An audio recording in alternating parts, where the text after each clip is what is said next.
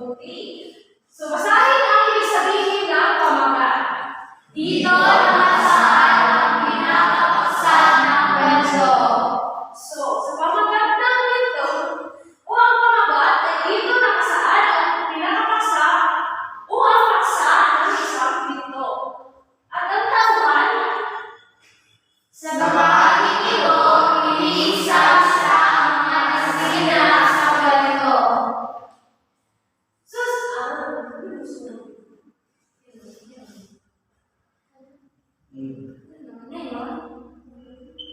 Kung gayon sa binasang teksto niyo kanina na pinagmagandang noon at ngayon, sino-sino kaya ang natauhan sa kwento?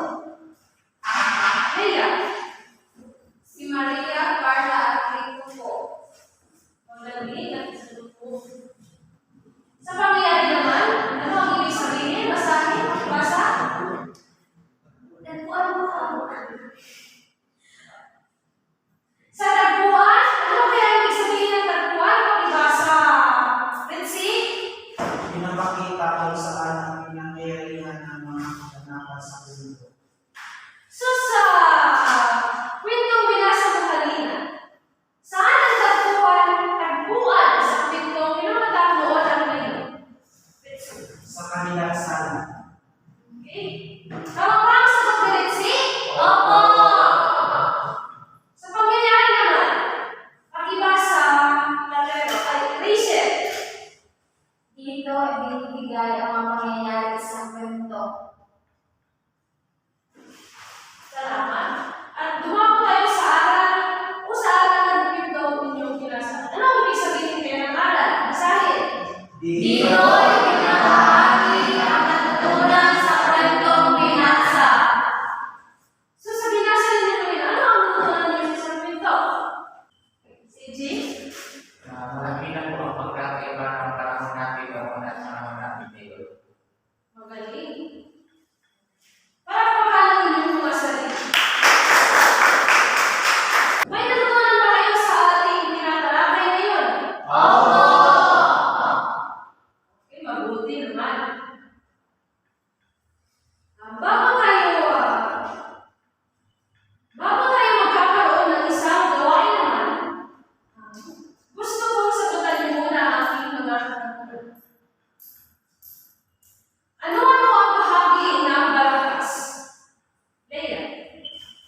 Ang mga bahagi ng barangas ay pamagat, tauhan, tagpuan, pangyayari at aral. Magaling.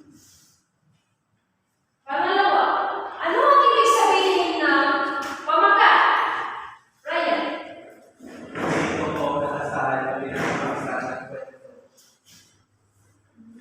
Mabuti.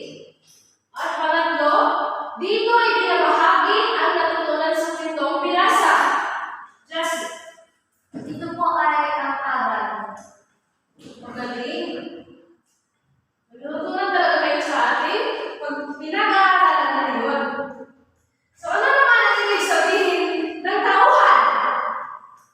Rachel.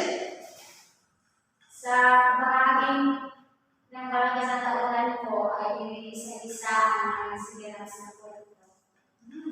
Maraming salamat. Tama ba ang sagot ni Rachel? Opo! Magaling. Sa pangkulitan mo,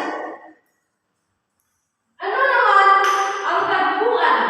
O ano ang tagpuan sa isang kwento? Ano ang ibig sabihin ng tagpuan? CJ. Ang katuwan po ay kung saan nagaraang mundo.